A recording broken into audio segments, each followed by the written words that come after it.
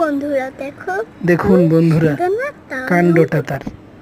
আমরা ভোরবেলায় তখনও ঘুমিয়েছিলাম সবাই, হঠাৎ কখন মোবাইল নিল, মোবাইল নিয়ে বারান্দায় ছবি টবি তুলে এসব ভিডিও করলো।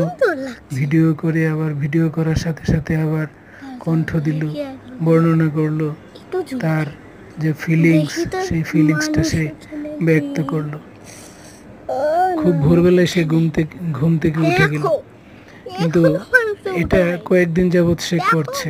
আমরা ঠিক বুঝতে পারছি তার খুব ভোরে ঘুম ভেঙে যাচ্ছে, তখন সে এই মোবাইল নিয়ে নেয়। মোবাইল নিয়ে হয় কার্টুন দেখতে থাকে, না হয় টিভি আছে, টিভি ছেড়ে কার্টুন দেখতে থাকে। এটা তার একটা অভ্যাসে পরিণত হয়ে গেছে। এখন কিছুদিন যাবৎ এটা লক্ষ্য করছি।